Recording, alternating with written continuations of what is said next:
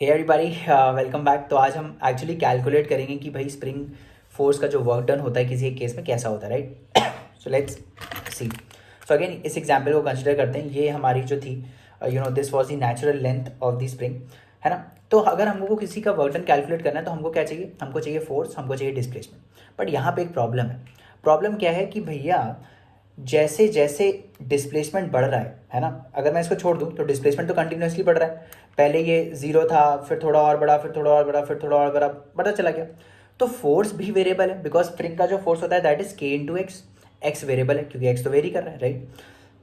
के is a constant, but F के into x very कर रहा है, राइट। तो फोर्स तो वेरी कर रहा है, तो किसी भी पर्टिकुलर टाइम पे फोर्स डिफरेंट होगा। तो हम ऐसे नहीं कर सकते भैया एफ इंटू एक्स कर दिया, कौन सा एफ लोगे आप। हर टाइम पे तो फोर्स वेरी कर रहा है। तो जब भी फिजिक्स में कोई भी चीज़ वेरी कर रही होती है then we involve mathematics, we use what is called the integration, right. तो हम इंटीग्रेशन की मदद से पूरे वर्क डन को कैलकुलेट करते हैं। So what we will do is we will say that let's say at any particular time the displacement is x। हम ये मान ले रहे हैं कि किसी भी एक पर्टिकुलर टाइम में let's say the displacement is x, तो फोर्स क्या लग रहा होगा, फोर्स ऊपर लग रहा होगा एंड दैट इज के इंटू एक्स। अब हम क्या करेंगे, अब हम इसको डी एक्स और डिस्प्लेस करेंगे। What is D x? D x is a very very very short displacement जो हम करने वाले हैं, राइट। तो के इंटू एक्स का फोर्स लग रहा है, डी एक्स थोड़ा और डिस्प्लेस हो गया, बहुत ही कम, है ना। तो हम ये मानते हैं कि भाई डी एक्स अगर डिस्प्लेसमेंट जो हुआ है तो फोर्स चेंज नहीं हुआ है, इट इज ऑलमोस्ट के इंटू एक्स ऑनली, क्योंकि डी एक्स बहुत ही छोटा डिस्प्लेसमेंट है, राइट। अब हम वर्क डन लिख सकते हैं। अब हम इस डी एक्स डिस्प्लेसमेंट के लिए we can write this work done कि भैया यहाँ से यहाँ तक थोड़ा सा जो डिस्प्लेसमेंट हुआ है उसमें वर्क डन कितना हुआ है, and that would be F dot D x. It is a dot product, please remember that, right. So force हम क्या लिखेंगे, फोर्स हम लिखेंगे के इंटू एक्स, क्योंकि फोर्स तो के इंटू एक्स ऊपर लग रहा है ना।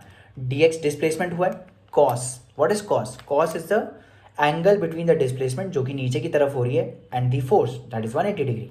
तो जो हमारा वर्क डन आएगा that is minus K X D X, right. So minus F into D X which will be minus K X into D X, right. Now अब ऐसे जितने भी छोटे वर्क डन है, जितने भी ऐसे छोटे छोटे छोटे छोटे छोटे छोटे वर्क डन है, उन सबको हम इंटीग्रेट करेंगे over the displacement of x.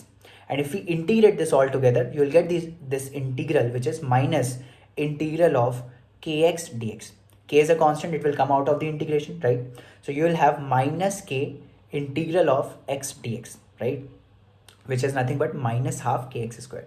So इस केस में, इस पर्टिकुलर केस में जो स्प्रिंग फोर्स ने वर्क डन किया है ऑन दिस की chain that is minus half kx square, right. I hope this concept is clear.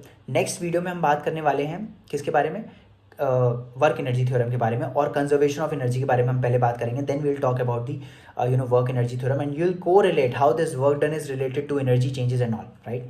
I hope this concept is very clear.